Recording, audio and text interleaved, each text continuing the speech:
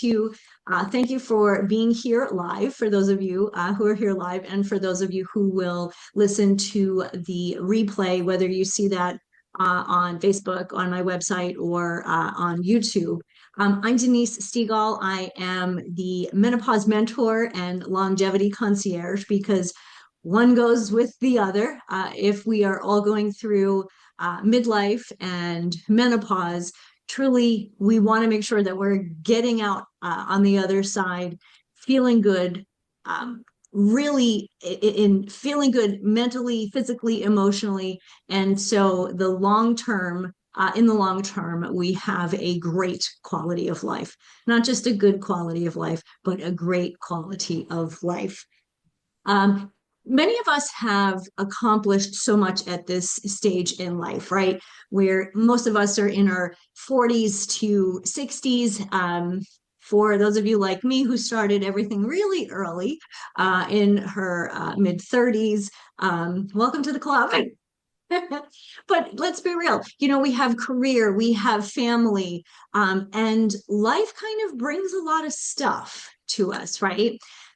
What happens is we take care of everyone else because we're women and that's what we do. But then our own health gets put on the back burner, especially when it comes to menopause, specifically perimenopause, because we really don't hear much about it. We are more and more now, but we really don't think about it. And some of the symptoms that we may be experiencing, we just think of as stress and, career, job. We're busy, and don't understand that what we could be experiencing is actually menopause. And then all of a sudden, we're confused, we're not sleeping, our doctors are dismissing us because they don't have the information about menopause that we need them to have. But is that where it ends? No, of course not. This is where I hope I come in. This series, Hormones and Harmony, is about reclaiming your health, your vitality, and also understanding your body's incredible ability to change. Our bodies are always changing. As women, we know with hormones, we start changing when we're young teenagers. We have hormone issues or situations throughout our entire life, right? So this is a time though when those hormones are again fluctuating and they're frustrating, and we really need to look for some harmony. We're looking for some harmony in our body, and when we can find the harmony in our body, we can really manage hormonal shifts much more eloquently. And of course, it's not about perfection. There is nothing perfect about this, but it really is, in my opinion, about power, about clarity, and about confidence. Confidence to feel good in your body, who you are, what you want to do, what you've accomplished, so you can take that into the next phase of life, right? So I try not to do a lot of fluffy stuff. I like to ask a lot of questions. I do like this to be a conversation. And then we always kind of see where it goes. I do want to start with this one truth when it comes to our hormones. Now, for some reason, women in the past have been under the impression that menopause is kind of like the end of our power. It's kind of like we're just finishing off being successful and we're just going to like ride off into the sunset.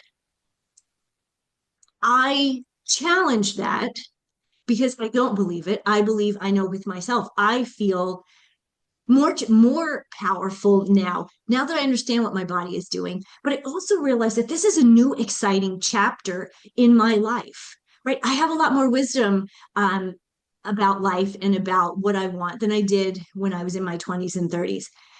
Yeah, sure, there are days that my energy isn't where I'd like it to be, but it's a lot better than it was before I understood menopause and hormonal change. And truly, this is about you, your life, self respect, self love. So today, if we should touch on estrogen, progesterone, testosterone, because of course these are the big three. Although there are so many other hormones that play into menopause, these are the key players. Though I would add a fourth key player would be cortisol. And of course, we think of progesterone as the pregnancy hormone. Well, guess what? This is a hormone that we actually need throughout our life. Even though it starts to diminish when we are 35 years old, yes, 35 years old is when our progesterone will start to decrease. Now, for some people, is it right at 35? Probably not. I started experiencing, as I said, pretty severe perimenopausal symptoms at 37. So estrogen, progesterone, testosterone, okay, great. You know, when you're in that phase of life where you're looking to have children, you need those, right, for that purpose. As we get older, we still need all three of them for brain health, for bone health, for sleep, our metabolism, and truly emotional resilience. Because we know in this phase of life, you know, our emotions can get a little, I don't want to use the word crazy, but they're all over the place, right? So I'm going to throw this out to the audience real quick. How many of you have been told that your symptoms that you're experiencing were, oh, it's just stress. It's just part of life. You just have to deal with it. Like, how many people have gotten that from their physician or whoever it may have been, your uh, your spouse or your mother of all people? Anybody had that situation? Yeah, I know I have. This is Linda. I know I have. I am postmenopausal now.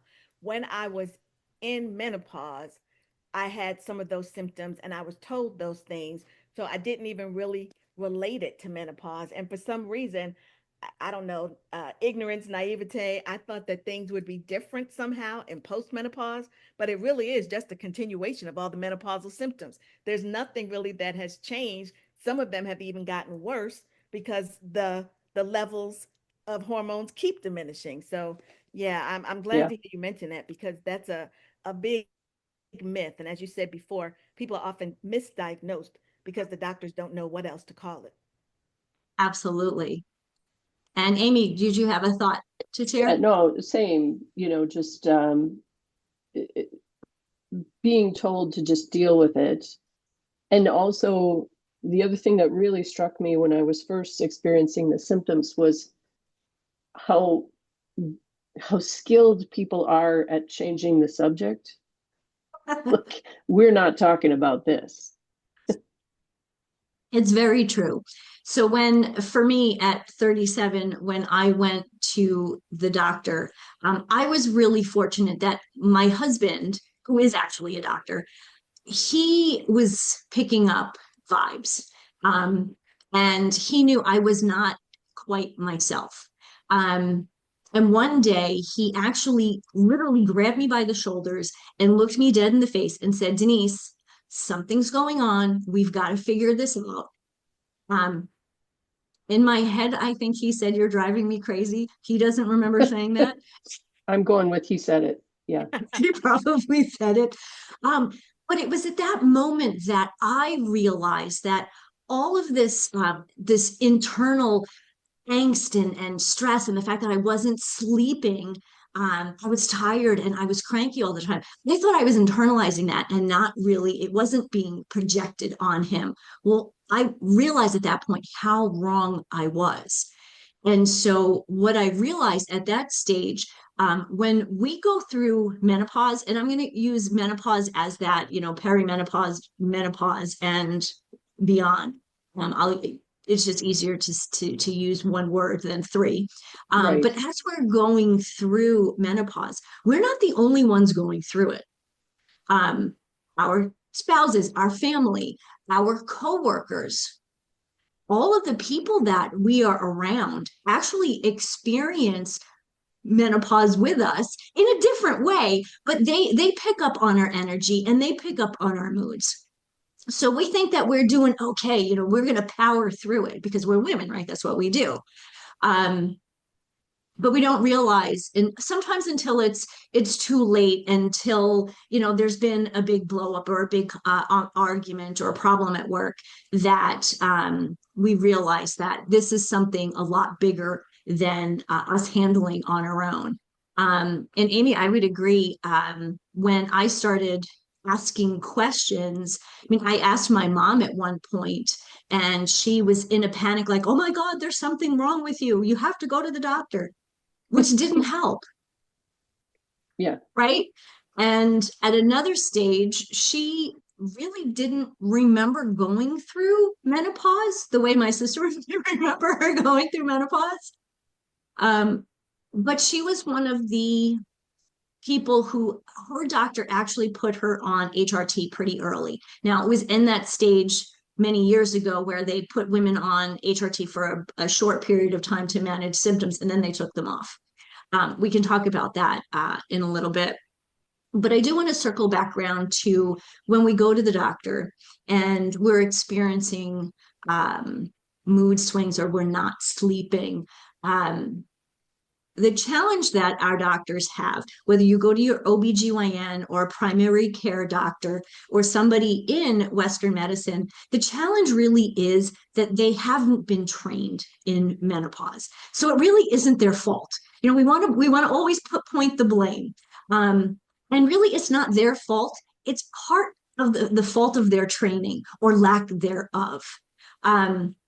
I was talking with an OBGYN recently, and she was saying throughout her all of her training, they had maybe 1 hour of menopause. It was kind of like, oh, and by the way, women go through menopause, and these are the symptoms. And that was it. So, of course, now all these years later, as she's going through menopause, and you'll see on social media now, that there are a lot of female OBGYNs that are going, "Ladies, I'm really sorry. I didn't know." Right? Yeah. Because Well, they true. didn't.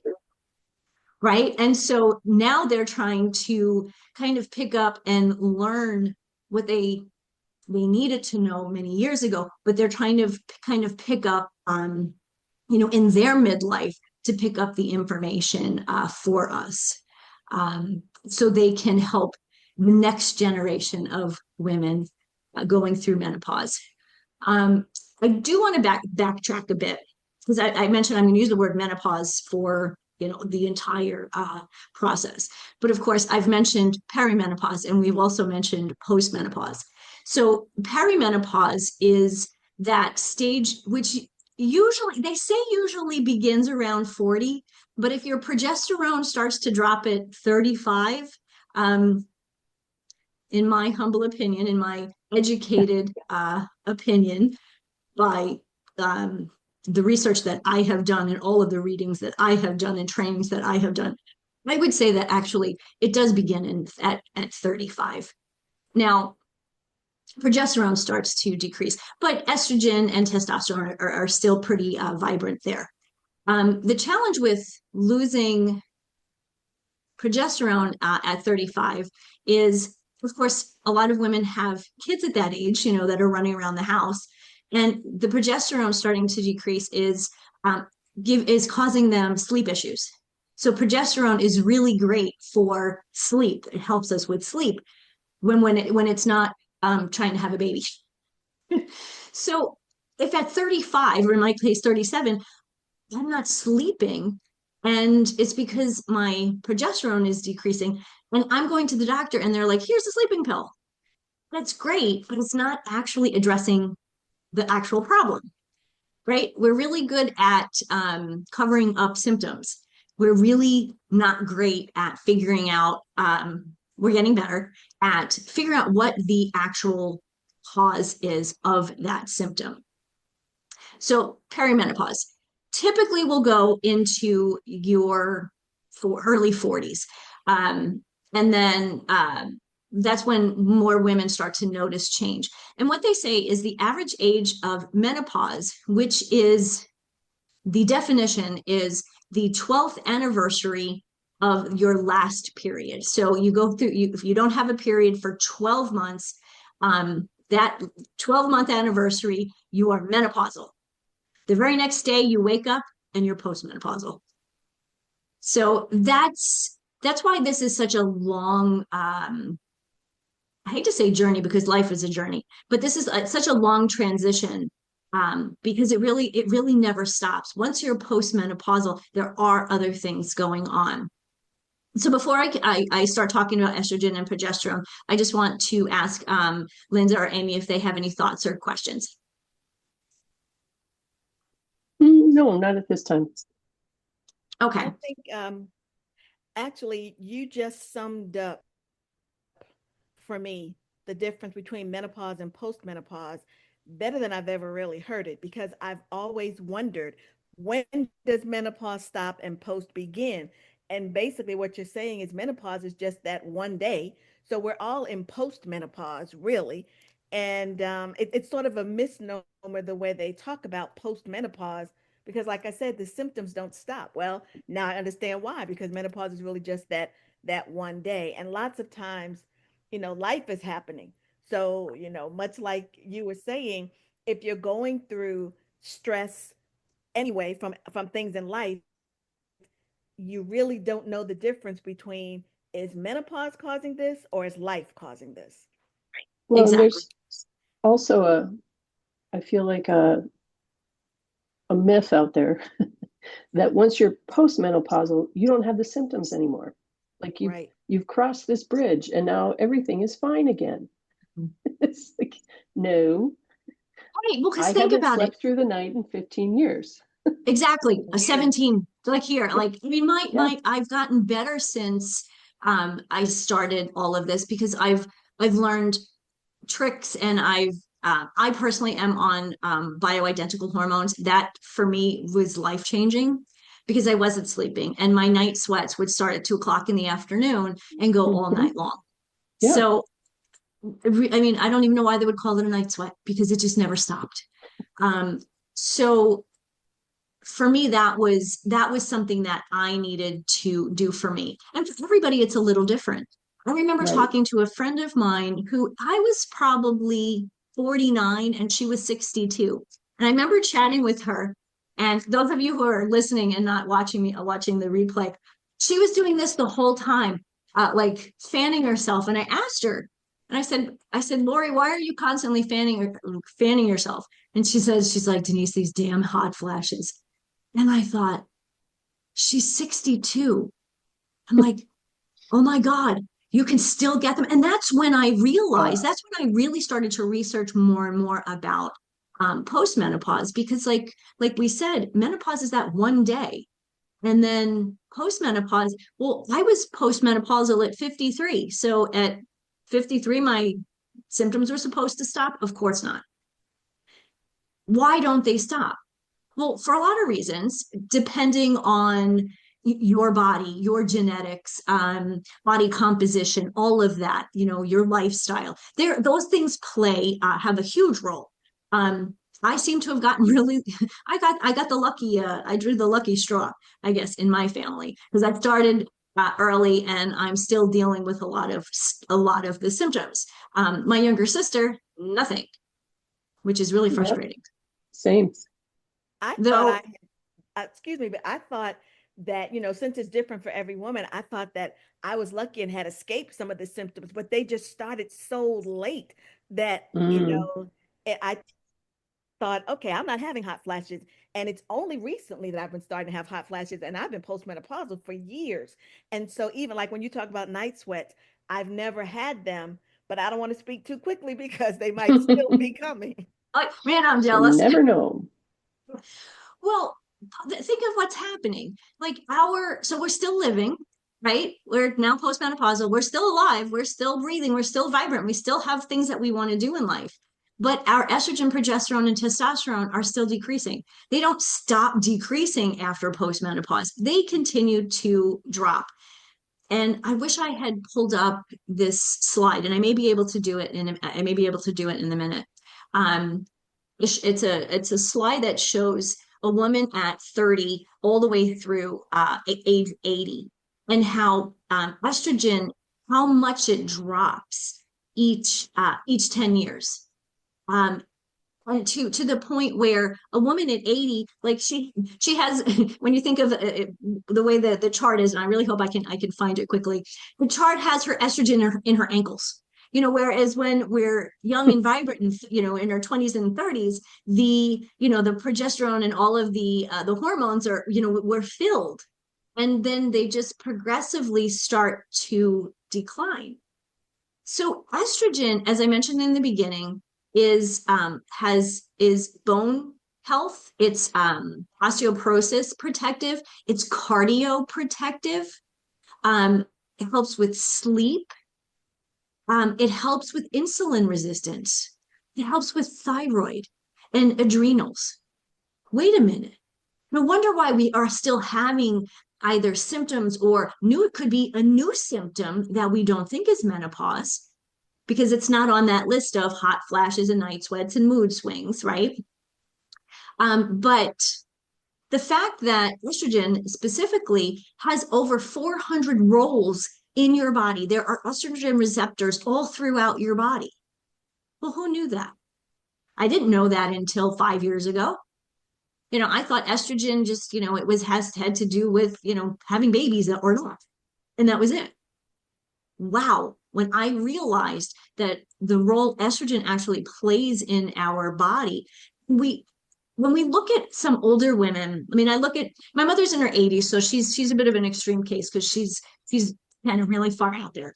But when you look at women in their, the early 70s to mid 70s, and they're starting to just have health problems, one thing after the next. Now, my mom is pretty lucky because she really doesn't have anything other than she's had a thyroid issue for 25 years. All of the women her age have a thyroid issue, and they're all on levothyroxine or some type of Singing my medication. song. I had no idea it could be related to menopause. I Mhm. take levothyroxine every day. Yeah. Hmm. Wow. I But didn't know that. no, but our again, like these are studies that are just really getting understood in the last 10 years. They're really starting to focus more on menopause because let's think about this. And if we're in our 50s, I'm just going to assume we're all in our 50s. The physicians that we've been seeing are a little older. They went through their training, lack thereof training. The curriculum was created by men. And so when they were doing studies, they weren't doing studies on women. Well, you don't do studies on pregnant women because, that's scary, right? Well, women were really a challenge to do studies on. Everyone was afraid because, women were frail. That was the word that they used very often back then. Um, Men are a lot easier because they understand one another. If you have a male doctor and a male researcher and a male research participant, they're talking the same language. Whereas women, we start talking about hot flashes and mood swings, and they're like, what are you talking? Like, they don't understand. So this is one of the reasons why our doctors just are just not clueless, but they're learning, but they really don't understand the connection between menopause, aging, and our symptoms. Years ago, I went to the doctor, and he wanted to put me on an antidepressant. And of course, I looked at him and I went, "What the bleep for?"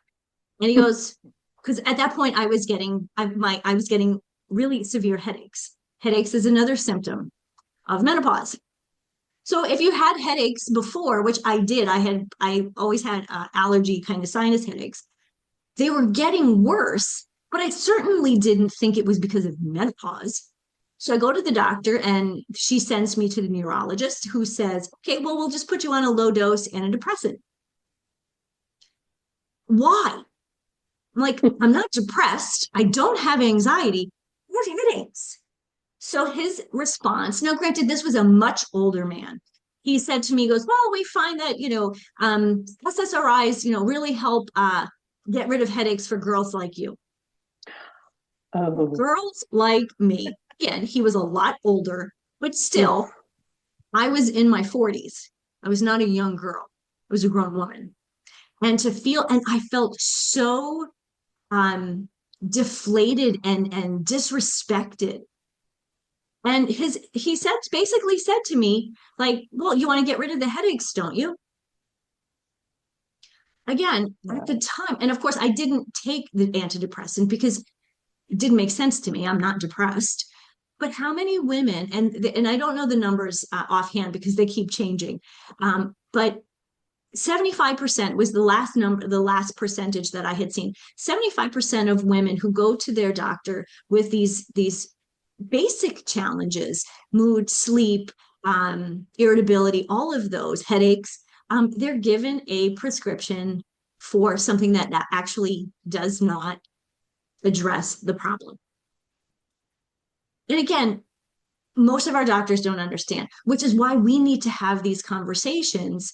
And people like me and Dr. Linda, who is really interested in understanding more so we can help other people come through this transition. And it's a long transition, right? It's kind of like three transitions: perimenopause, menopause, postmenopause, so that we can come out. And instead of just surviving through all of this, we want to thrive. We want to live into our 70s and 80s and beyond and feel good. In the medical world, the term is, how does a patient feel, function, or survive? I've changed that with my clients. How do we want to feel, function, and thrive? And it completely changes the conversation. Before I go on, any thoughts, questions, comments?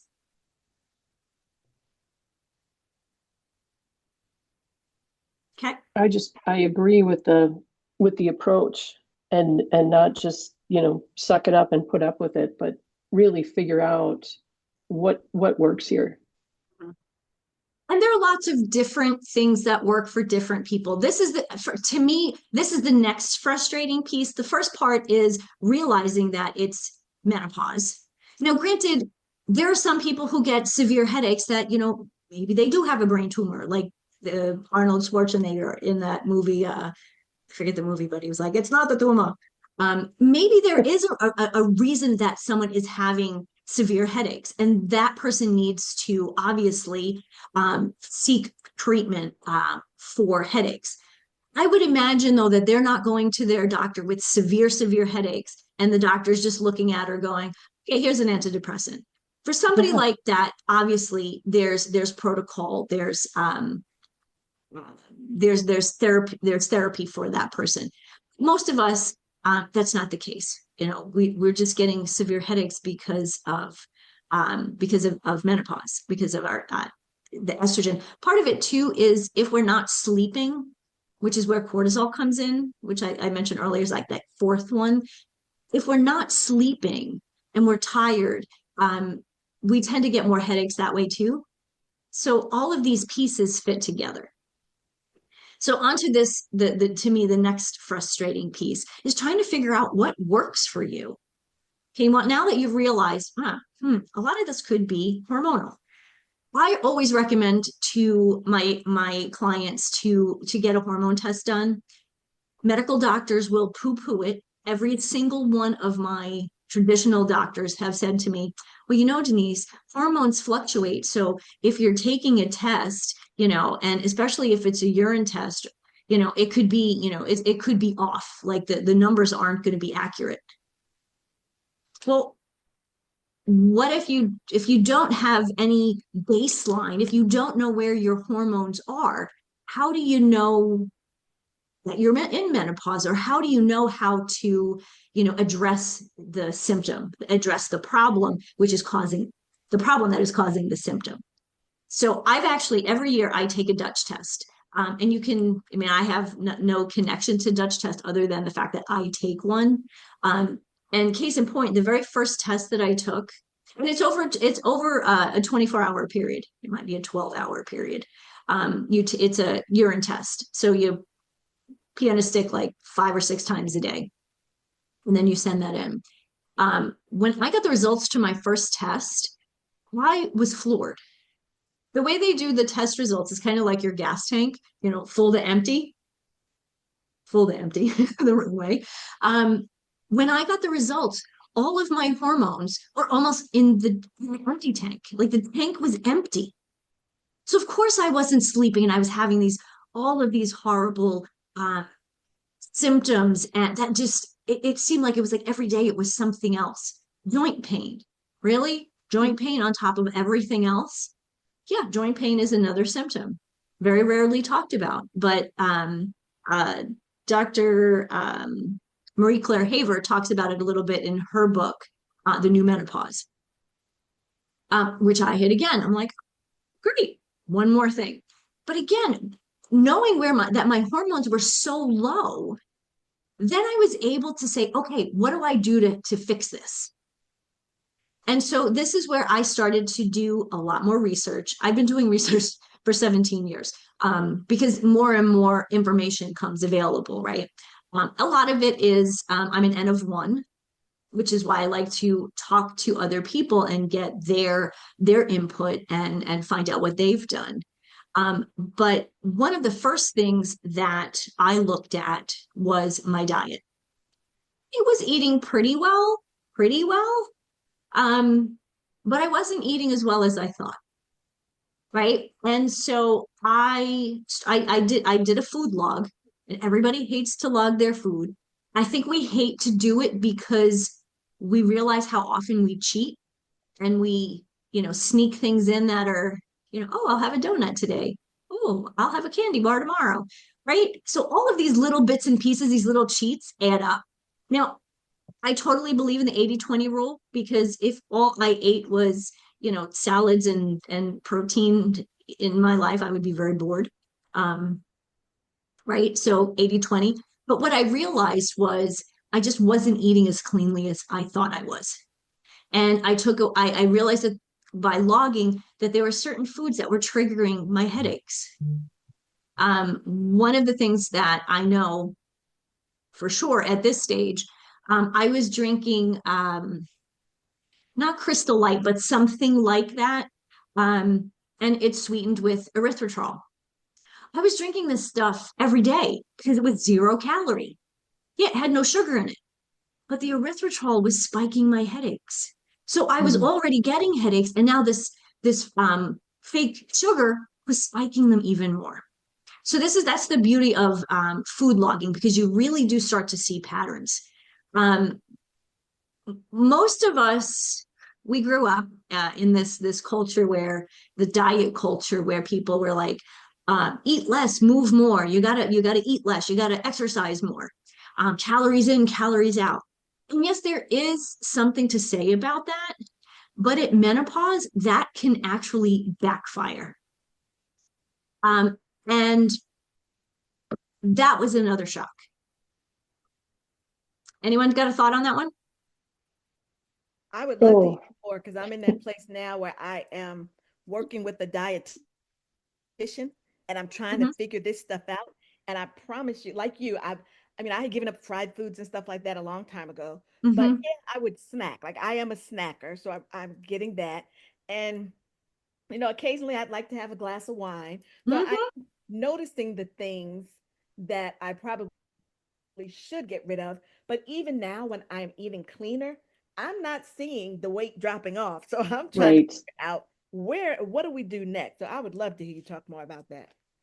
Absolutely. So a lot of this has to, again, with estrogen helps balance insulin, right? So as we get older, people always think that, you have to be a certain weight to be insulin resistant. Your diet can affect that. Estrogen affects that, right? Thank you. One more insult to injury, right? So that's part of it. So yes, we want to make sure that we're balancing our blood sugar. So we don't want to have any spikes because that's one thing at this stage in life that really affects our weight, whether we're not losing it or gaining it, right? We've probably at this point gained some and going, where did this come from? Especially that minnow belly, the tire around the belly. Anybody? Yep. Mhm. Mhm. Um, what I have experienced, and again, everybody's a little different, what I have experienced with eating and eating and exercise in this respect go together. Focusing on protein. Now, I'm not one of those people who are like macros, macros, macros, but you do need to pay attention to the amount of quality protein you're eating. The second piece is weight training. Myself and so many people, some clients and other friends, once they started weight training 2 or 3 days a week, and it's usually recommended when you start to only do 2 days a week, your body composition changes. Why? One, muscle takes a lot less room, takes up a lot less room, right? Muscle does weigh more than fat. So if you're just looking at the scale going, oh, wait a minute, I gained 2 pounds, it could be 2 pounds of muscle that you've gained, right? So at this stage, it really is more about gaining muscle, maintaining what you have, gaining more, because we're losing muscle mass. Thanks again to our declining hormones. Estrogen, testosterone play a role there.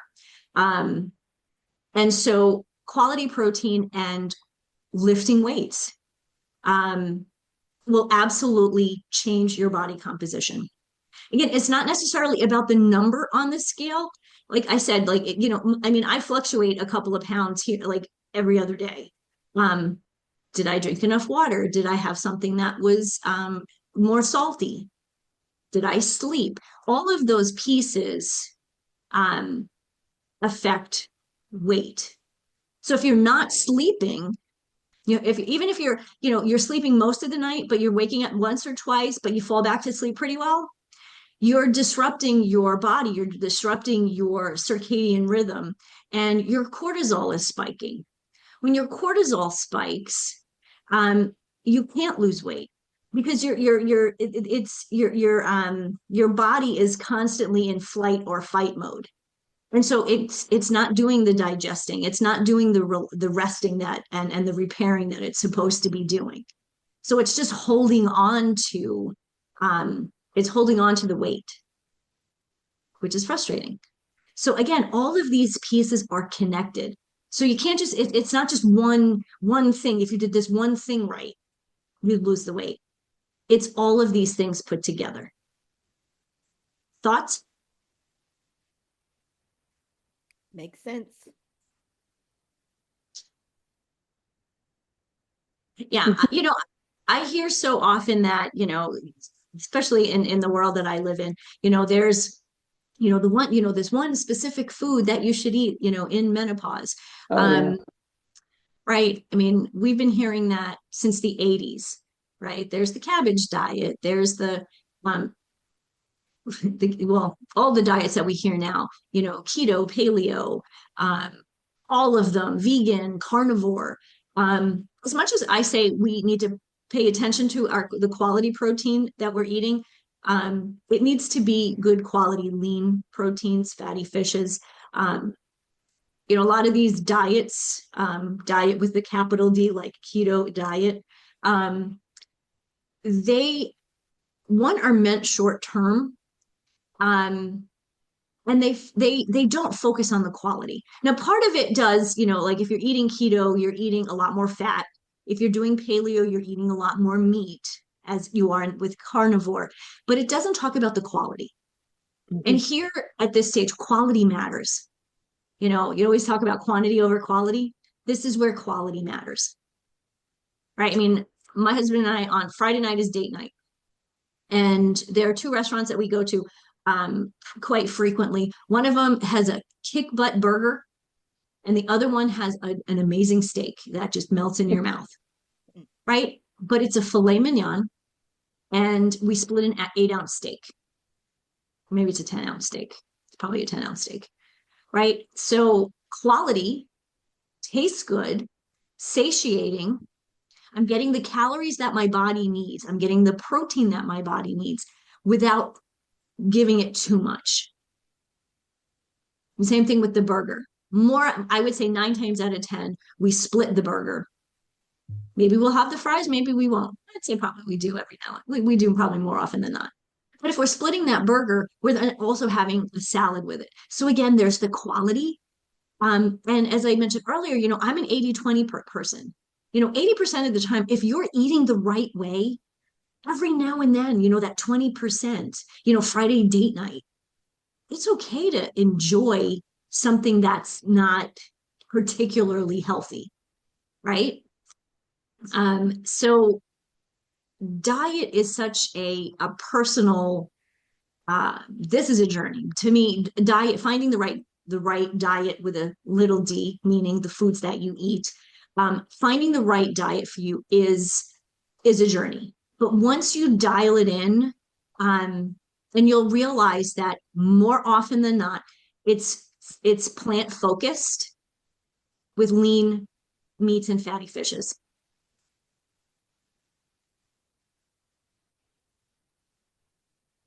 I talk about very often, I just tell people eat real food. And then that's where we start. And then we kind of figure with food logging, I know again, everybody hates it, but when we log our food and we start to see the patterns and how certain things makes us feel, if we feel bloated every time we eat, cheese sticks, well, maybe that says something. Maybe we shouldn't be eating the cheese sticks. Is it the cheese or is it the fried? The fact that they're fried. Um, Probably doesn't matter, but either way, something that we should avoid. But I think also, there are certain vegetables that, have been kind of dubbed, superfoods. Um, you know, well, if they're healthy for you, they're all superfoods. But specifically, they talk about kale. It's one of the few foods my husband will not eat. I mean, he's great. He will eat just about anything. He will not eat kale. So I don't make kale. I don't buy it, because there's so many other great foods that can replace that, right? And raw veggies, especially broccoli and cauliflower, will give you belly bloat. Yeah. I mean, most people don't know that. Like you go to a party, right? And there's a nice crudité veggie platter, and all the food is raw, which is great, except the broccoli and the cauliflower is going to give you gas. So the way to get around that is to actually blanch it for just like 30 seconds. And it takes whatever the compound out. I can't think of what it is off the top of my head. Yeah. Okay. So little cooking tidbit. Yeah. There you go. So again, starting with real food, 80% of the time. And if you're really struggling with weight and really want to dial in, focus on your eating real food 90% of the time, right? And the rest of it is life. I mean, I'm with you, Linda. I'm never going to give up my wine. I'm just not. It tastes good. I enjoy it. It's a social thing. Mm-hmm. You know, Again, I'm not having a bottle of wine every night, but when I have a glass of wine, I'm going to enjoy it. And I think that's a piece that we need to remember. If we eat something or drink something that's not necessarily quote unquote healthy, we need to do it, enjoy it, no guilt. And then the next meal, I what is the phrase my friend always says? Get it right the very next bite. Mm. No, no guilt, because as women, we are so good at guilting ourselves about everything. I shouldn't have eaten this. I should have done this instead. I should exercise more. So thoughts? Well, you make me wonder when well, first of all, I do agree with that. If you're going to uh eat or drink something that's, not 100%, then enjoy it. Don't feel guilty about it. But you made me think when you talked about the broccoli and cauliflower about just some of the digestive health and whether or not that is related as well, because I do notice that more and more foods now will make me bloat. I'm even wondering, okay, do I Mm-hmm. need to be taking a prebiotic and a probiotic? It's like, what do I need to do? So, what do you know about the relationship between digestive health in general and menopause? Yeah, gut health is a huge, huge challenge. I actually have had gut issues when I was young. My mom used to tell me, we used to say that I had a poopy tummy Mm. because I had digestive issues, and sometimes like my tummy would growl and it would hurt, and other times like I felt like not so much bloated, but it was refluxy. Mm. Um and so, again, when we were little, we ate very simply, but we still had, a soda here. We had a bottle of soda every week, one bottle for the whole family, all four of us, and we had chips and we had pizza on Friday. And we did a lot of the things that, I know now that those little pieces do add up when it's a little bit every single day, as opposed to kind of being a treat. So for me, that actually stopped when I started eating better. When I got into my mid 40s, I started to look a little bit more into gut health and menopause. And there's definitely part of it, and this is a hard thing. Is it menopause? Is it aging? You kind of can't have one without the other, right? Right. Mm, And sure. that makes it more complicated. So yes, digestive issues are definitely more prominent as we go through menopause. My mom still has tummy issues. She take and I always recommend a probiotic for sure. Even if you're eating probiotic foods, then Mm. that's probably not necessary. But a lot of us aren't eating, a ton of sauerkraut and kimchi and fermented foods. It's not necessarily part of our American diet, like what we eat. I mean, culturally or traditionally, right? I mean, the only time I ever used to eat sauerkraut was on a hot dog, Yeah. right? But now I know Yeah. I have my jar of sauerkraut. I'm a little extreme with this one. Um, but a probiotic really does help. What I have found, so probiotic, prebiotic, you can find them in a pill together. But something I have found recently that has really been a game changer is a digestive enzyme. Why would we not think, as we're getting older and things are decreasing and depleting, and this is everything in our bodies, right? We're not getting younger. um, Immune systems, our immune system, and our endocrine system, all of these things are getting older, and so they just don't function the way they used to. And so the digestive enzyme, and you can get them pretty much anywhere. And they I don't recommend any particular one. I'm not wedded to one or another. um there are the one company that I buy stuff from more and more often is called the Women's Health Network. And I've been using one of their products for over 15 years. So I trust them. But this digestive enzyme, it just helps break down the food as you're digesting it, as opposed to sometimes the food just kind of sits there. And if there's not enough stomach juice, stomach acid, to break down the food, the digestive enzyme basically comes in and brings in the additional enzymes that are missing. And this could be because, our microbiome is depleted because we've taken antibiotics, we've had different exposure to heavy metals or toxins, whatever it may be, right? I live in Minnesota. Like there's like every corner there's a farm, right? They're not organic farms, so there's pesticides everywhere, right? um so those are things that I know myself have helped, and have helped my mom and helped my sister. My sister had a lot of the same challenges I did growing up with her stomach. Um, but we both now take a probiotic and a digestive enzyme. I have an ebook. It's called Gut Matters. Gut Matters. I think that's what it's called. I can get the link and send it to you both. Okay. I think That'd be that would good. be helpful. Yeah. Thank you. Okay. Okay. Yeah. What I'll also do is I will send both of you a copy of the the slide that I was mentioning earlier, and I apologize for not having it popped up, the slide that shows the decrease in hormones, because it's really a good visual. Let's Okay. see. The last thing that I wanted to talk about was mindset.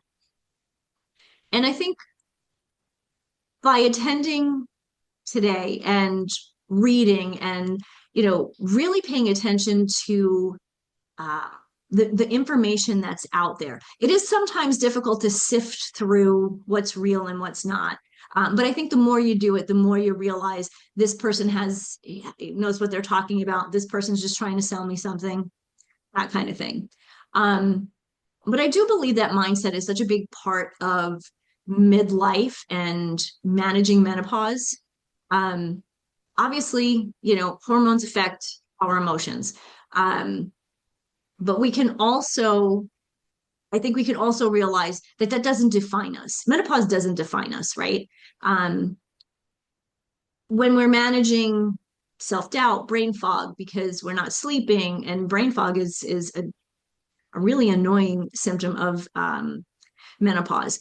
But what happens is, we start to let all of these things kind of affect our mood and our mindset. Um, and that actually makes things worse because if you feel a hot flash coming on, you can kind of get ready. Okay, I'm going to get my little fan, right? It'll be over in 30 seconds compared to kind of the negative Nelly, like, oh God, I got another hot flash. Oh my God, I'm dying. And that just sends a whole different message to your body and your brain. And that's a really hard thing to come back from. Like once you start going down that negativity cycle, it's really hard to come back from. So I just always want to mention this to clients and to people who I'm talking to, that mindset can change everything, right? A lot of times I talk about it as mental fitness, reframing the narrative. I think that's probably the better explanation. Um, we know what we've got going on, and if we're actively searching for answers, then that's great, right? We're already reframing the conversation, right? I do find for a lot of women that journaling, not just food journaling, but journaling about, their emotions, how they feel, all of those pieces are really helpful to really understand completely what's going on in your body. So I mean, Yeah. obviously it's a big piece of it. It's not all of it, but it does affect how we respond as opposed to react to what we have going on in life and menopause. Thoughts? Well, I just think it's great that we're having these conversations and that we're really bringing it out into the sunlight because for too long we just didn't talk about anything. And so any conversation is a good conversation.